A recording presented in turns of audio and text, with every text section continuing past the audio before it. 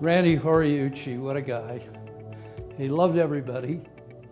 He worked with everybody. He told everybody, you're the best. I don't know how everybody could be the best, but Randy thought they were. Randy was a very outgoing personality, and he loved everybody. You know, he'd say, you're the best. I mean, everybody knows that was a tagline that Randy had for everybody, but you knew that he meant it. Randy, first of all, is the most unique human being I've ever met. Anyone that actually knew Randy loved him. He was just a terrific guy. He was great. Lots of funny stories. You know, I always wanted to write this book called The Hooch, because that was Randy's nickname, was Hooch. And he just had some of the most unbelievable experiences in his lifetime that if we would have documented them back in the day, it would have made a remarkable story. He loved to work with other people that may have been Republicans. He was a dedicated Democrat. But Mayor Dolan of Sandy was like his best bud. It was fascinating. When I ran for office the first time, he endorsed me, even though I was a Republican. And then from that point on, we would have mayors for Randy, Republican mayors for Randy. And we got drummed out of the party, some of them, for that doing that. They let us back in, but we didn't care because Randy was the kind of guy that he would do anything for you. I remember when I ran for office many years ago, I was running for mayor, and Randy showed up and wormed his way up through my ranks to become a principal advisor of mine. And we used to argue over how you target resources. You know, you only got so much money, so you have to put your newspaper ads to the right demography and do that sort of thing.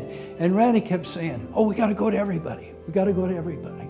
It was that inclusive attitude, I think, that made him powerful. And as a public figure, in terms of personality, I've never known anyone in this state that has more personal power. He had the drive and the personality that could bring people along. He could unite Republicans and Democrats, and he could unite a community to do the kinds of things that moves He told me one time, Tom, the only reason you're in public office is to push the pile forward. That was his philosophy, and that's how he felt. So I keep trying to push the pile forward in Randy's name. In terms of his image and his persona in attracting conventions here, which is the very purpose of building the Salt Palace, you couldn't beat him. When we would go back to New York City to get financing for these projects, he was the perfect spokesman. He was enthusiastic, and he just loved our city, and he loved the tourism industry specifically. So he's very supportive of that right from the get-go. He and I were the two drinkers, two politicians who drank in Salt Lake City, Utah.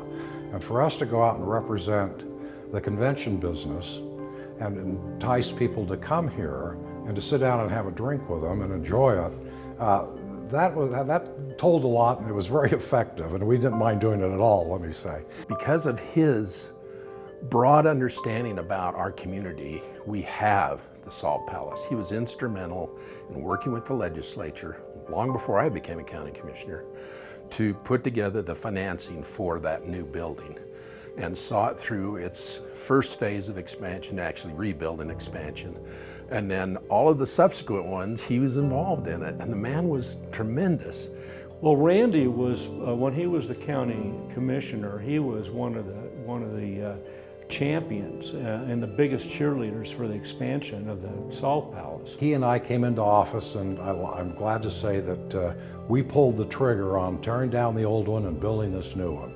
And it was probably one of the most significant things we did.